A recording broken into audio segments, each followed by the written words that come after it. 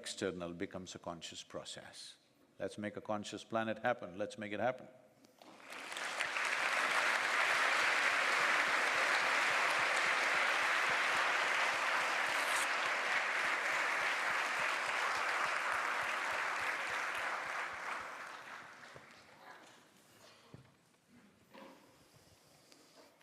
Thank you so much. Don't ask any difficult questions. I promise.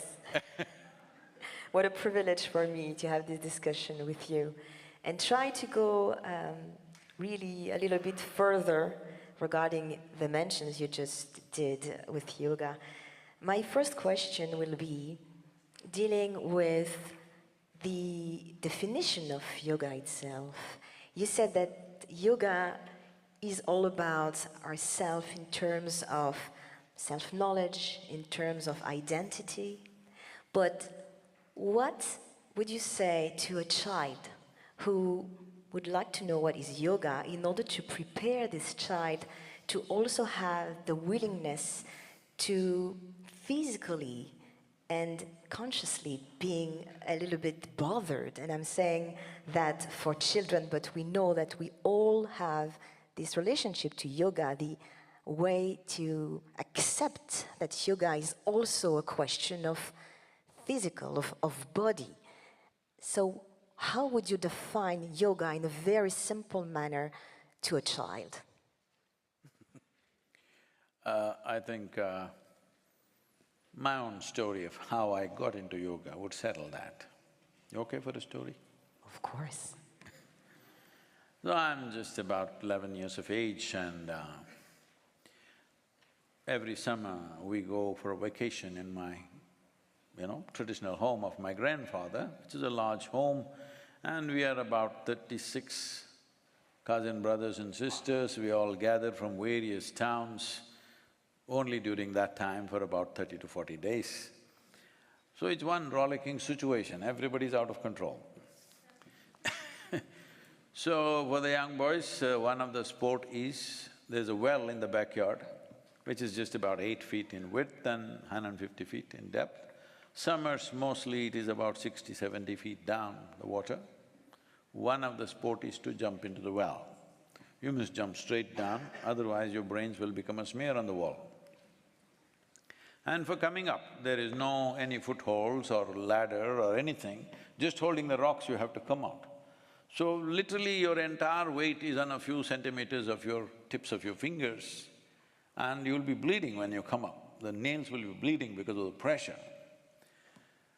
So we like to do it, I'm pretty good at it. One day we are all preparing to do this. A man, an old man, I refuse to call him old anymore considering my own age at that time, a very old man,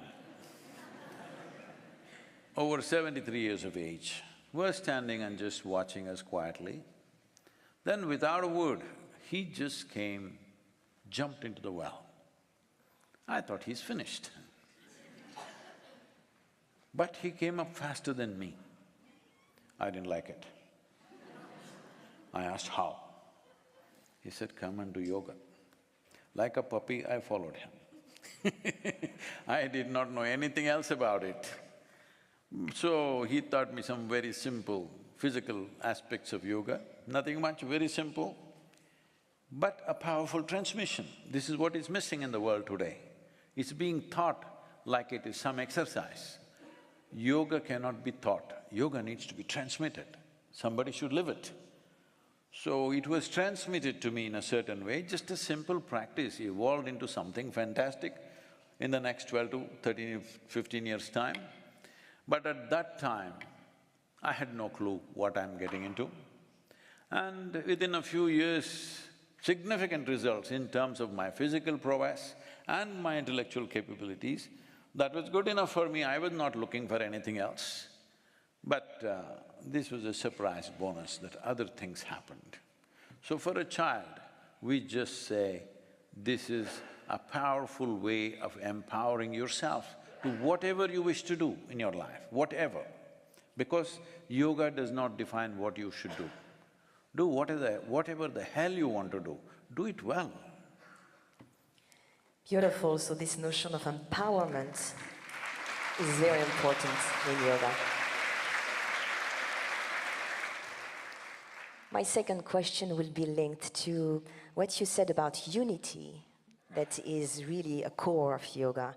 You mentioned that our way to be better connected is trying to unite spiritual and material, trying also to unite our own self to the other. Can you tell us concretely, and we can feel it here, you know, in this room, we can feel an amazing unity thanks to your magical presence. How can yoga could help us to be more connected? See, when you say connected, that means essentially we are separate, we can hold hands. When you say unity, also means the same thing. We are different people, we can be united. No, that's not what I'm talking about. I'm talking about union. Union is different from unity. What union means is, as I said, when you breathe, it's not about you caring for the tree, it's a part of you. Today, modern science has brought this in different languages, so let me speak that language. Today they're telling you over 60% of your body are microbial life. So you have more microbes than your parentage within you. So it's not that you have to connect with them, you're happening because of everything else. Because of every other life happening the way it is happening, you're also happening. So you are not an independent entity in any sense. This very body that you carry is part of the soil that you walk upon, but we are far away from it. So you don't have to unite with the soil, you don't have to connect with the soil, anyway you're connected. But you can realize it either now or when they bury us. This choice we have, when this realization come to us. So we are not talking about unity, we are not talking about, okay, all of us should be together. No, whether we like it or not, we are happening here as one big phenomena of life. If we realize that, if we experience that, not intellectual realization, if you experience this, if you experience everybody in this hall as a part of yourself, like you're experiencing the 5 fingers of your hand as yourself, if you experience all these people as yourself, after that, you don't need any teaching of thou shalt not do this or that. Hello? You would not need any teaching.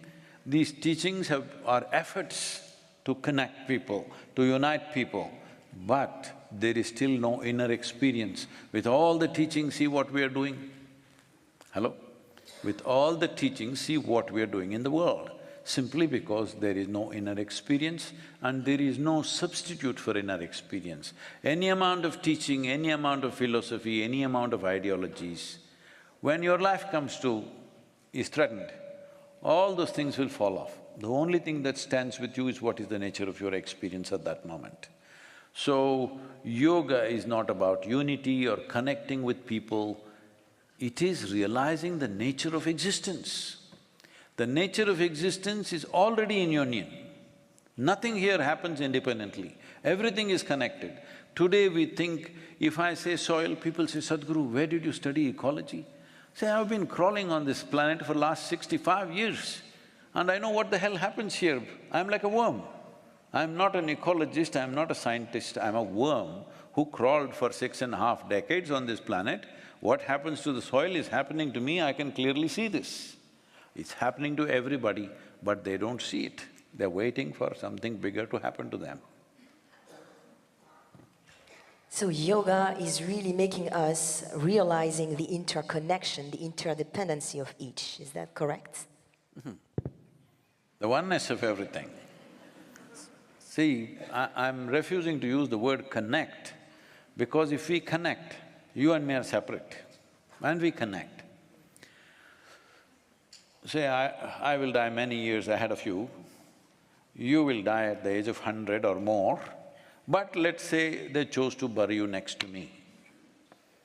Doesn't matter what's your gender, doesn't matter what's your nationality, race or religion, Will you merge with that soil as I merged, or will you not? Or will you stick out? I'm asking. You will merge, right? Now what is the problem, I'm asking? Now what is the problem? Even now we can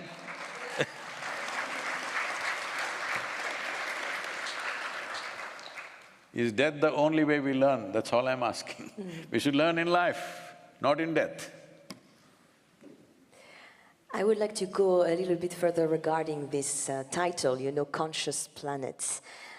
You're saying that yoga is also allowing us to be more conscious, especially when it comes to resolve some challenges. So, in which way yoga can help us being more conscious? See, the word conscious or consciousness is a very hugely misused word. Everybody is using it in their own ways. For this, there is a very appropriate word in Sanskrit language. In English language, it's a kind of a general word. We call this chitta. What chitta means is, it is an intelligence within you which doesn't have an iota of memory. Right now your body, every cell in the body has intelligence, but this is all by memory. When I say by memory, do you remember how your great-great-great-grandmother 10 generations ago, what she looked like? You? No. But her nose is sitting on your face because your body remembers. Million years ago, how your forefathers were, the skin tone, it still remembers. Yes or no? It does remember. So this body is a body of memory. There is an intelligence within you which doesn't have any memory, it's pure intelligence. This is the core of your existence. This is what is making everything happen. Right now, everybody breathing?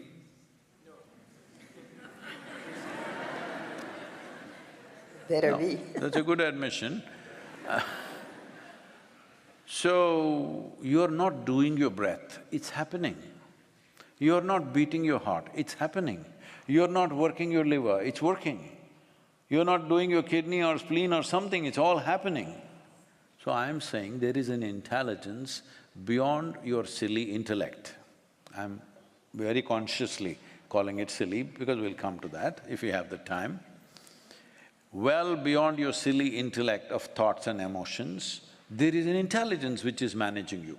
Suppose for one day, for every one of you, let's say we decided, breath will be left in your hands, you can run it the way you want. If you got little angry, you'll forget to breathe, like this guy. If something else you desire, you'll forget to breathe, all right? Fortunately, it's not in your hands, it's all running by itself. Because there is an intelligence beyond your own intellect, and what you understand as my intelligence, beyond that, this is working. We don't pay attention to it, we just make conclusions, oh, God is running it, finished, it's over. Do not jump into conclusions, just pay attention. How is your breath happening? How is your heart beating? What's happening here? How is this alive? Without me doing anything, it's still alive, isn't it? How is it? Such a complex machine, who the hell is running it? If you pay attention, you will get to this intelligence which is beyond memory. It doesn't exist or thrive on memory. What exists on memory is a possibility, at the same time it's a huge limitation. See, right now, what makes you one kind of person? Your memory, isn't it? What makes somebody else another kind of person? Their memory. What makes somebody this nationality or that nationality? Their memory. You erase their memory, do they know which nation they belong to? They'll belong to UNESCO. I'm sorry.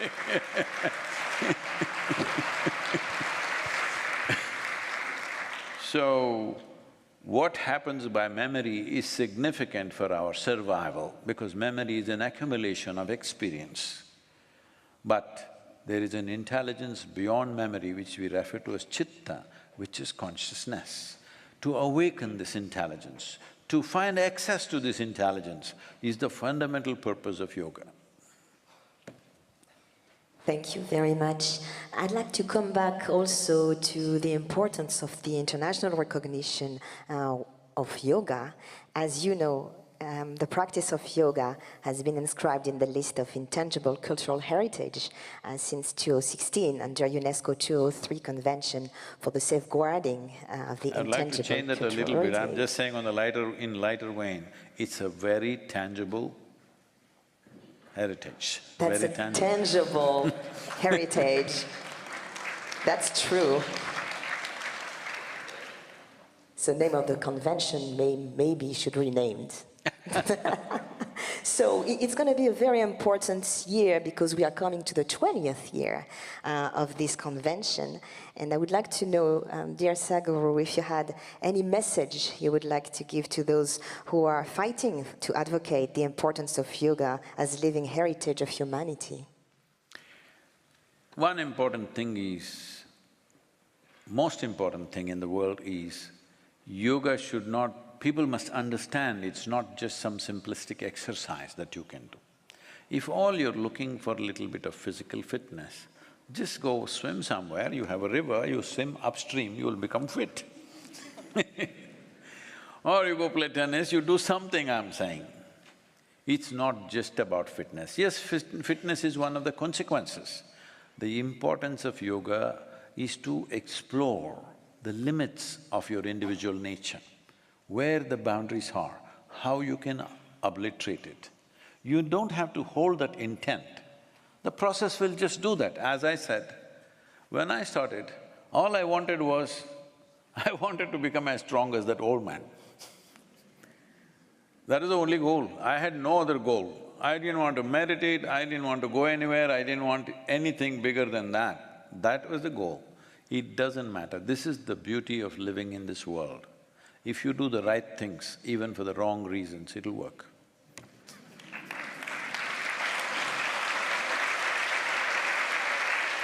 A beautiful teaching. Beautiful teaching. So, any particular message you would like to give to those people? We understand that yoga, of course, is not only a question of physical exercise, or it goes deeper. So It can start with a simple physical process because that's the easiest access. Front end of our life is definitely our bodies. So you can start with the body, nothing wrong with that, but an understanding that you're not starting just a simplistic exercise process, because essentially what we are trying to create is coherence. When I say coherence, well, we were talking about it, you and the tree breathing, it's all one, you and the universe is all one, every subatomic particle today modern science is saying is all connected and transmitting. That means the whole creation is in coherence. But you're not experiencing that coherence. Recently, the Surgeon General of United States said, 1 in every 2 Americans, 1 in every 2 is feeling lonely. Between you and me, one of us is lonely. What's happening to the other person?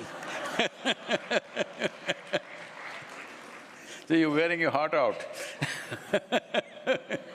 So just look at this, 1 in 2 is feeling lonely in the most affluent nation. When our population is bursting at 8.4 billion, we're feeling lonely. What is it? That is, we are building walls of individuality. Walls that you yourself cannot break. You build a wall that you yourself cannot break because these walls are built as self-protection. The walls of self-protection that you build today, tomorrow will turn into walls of self-imprisonment. That's all that's happening to the world. Everywhere it's happening. United States happens little more dramatically because they're little ahead of everybody else in a few things. So, just imagine in a country, every second American, if they're feeling lonely, loneliness is the first step towards mental illness. You've taken one step, next will come. So, yoga means you're not lonely anymore because only you exist in the universe. Everything is you. Wherever you see, it's just you. So when you see too much of yourself, you'll close your eyes and sit.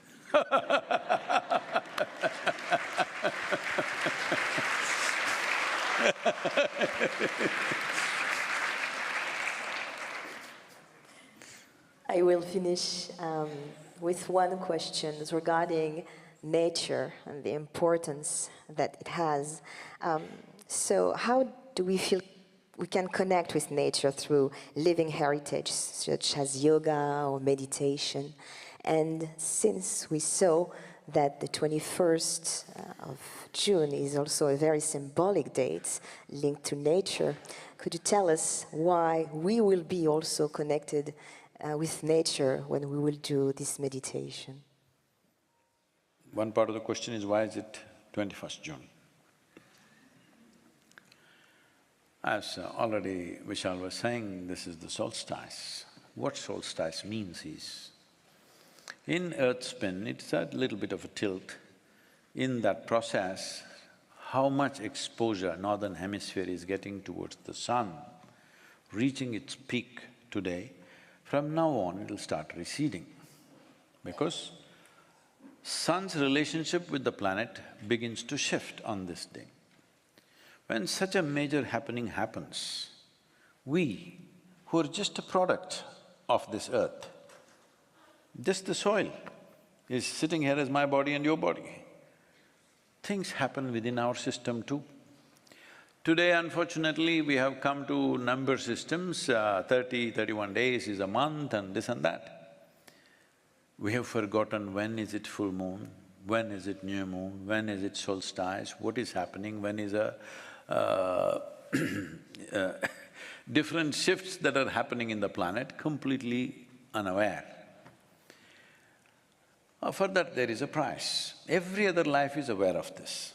The smallest creatures are aware of this. You must see, just go sit in a forest and watch how the ants behave on a full moon night. They're very different on that day. On new moon day, they behave differently. If you pay attention, every life, plant life especially knows this very well in Ayurveda, there's a whole thing of if you pluck a leaf on which day of the month, how it behaves in your body. But human beings, the most intelligent, have no clue about this. This just gets demonstrated in stark ways. When the tsunami struck southern India, we were the first to be there because we had 23 medical vans. Immediately I said, everybody drive there. And I also went. When we went there, one aspect of it is, there are so many dead bodies, people, all volunteers trying to help with all this shifting and doing things and giving vaccinations to people and all this. What I noticed was, none of the livestock was dead except those who were tied down in the homes. No dead fish or 100-foot wave. Millions of fish should be dead. No fish dead. No animals dead, not even a donkey dead. But human beings died. Everybody knew the wave is coming. The most intelligent species on the planet had no clue. Something is missing in our lives. What is missing is, we have no attention for anything. Because right from the day you went to school, where did you go to school? Here, in France? Yes. Okay. The day you went to kindergarten school, from that day, they only started rewarding your memory. If you read a textbook, that silly textbook, you read it and puke it on the examination paper, they'll say you're very smart. Nobody gave you any marks for your attention. I simply paid attention to the teacher, I knew their past, present and future, but they didn't give me any marks for that. The moment you value memory and not human attention, you close doors upon yourself. You're in an old soup, cooking yourself up with old soup, endlessly going on, the same old soup. So this is the issue, this is the fundamental issue, that on a summer solstice, there are significant changes happening to the world, to the planet, especially northern hemisphere. In the winter solstice, because we are majority in northern hemisphere, we are calling it that way. Southern hemisphere will call that as summer solstice, of course. Changes are happening there much more. So on this day, shift happens, every yogi looks inward and makes the necessary little tuning, adjustment within himself or herself, because otherwise you will be misaligned with the world around you. There is there is a certain amount of data, not proper data, but there is a certain amount of data which shows during summer solstice, people become unnecessarily exuberant, during winter solstice, they become unnecessarily depressed. Because the shift is happening and you are not making the shift, you may suffer that for 2 to 3 weeks or more, depending on who you are. So yogis always make little adjustment, little tuning. If you're doing practices, it will adjust by itself. So, Adi Yogi, I must say something about him. He came from somewhere, he did not introduce himself, so nobody knew his name, who he is, where he comes from. But he just came and sat, unmoving, still. People were wondering whether he's alive or dead. But once in a way, tears of ecstasy were flowing down his cheeks. That was the only sign of aliveness. Even breath didn't seem to be happening. So initially crowd gathered that he's going to do some magic. He did nothing, people all left. Only 7 people hung on, who were hardcore people, who realized something is happening here. What is happening? He sat there for months without need for food, water or any toilet requirements or anything. Simply he sat. They realized he seems to have touched a dimension which is beyond his physicality. So they waited. Once in a way he got up and wildly danced, and again he sat down. So after long period of time, when this one solstice came, or that solstice happened to be a full moon night, so on the solstice day he turned south. He was sitting facing some other direction, he turned south and sat down. Because of that, for that position or that posture, Adi Yogi is referred to as Dakshinamurti, that means one who turned south. Because the sun turned south, he turned south. At that time he opened his eyes and looked around, then these 7 people begged. And on that day, the first guru was born. He decided to transmit yoga to these first 7 people. So that is how yoga started. It's fantastic that the UN International Day of Yoga recognized this and made 21st of June, the solstice day, as the International Yoga Day. That's remarkable. Beautiful, thank you.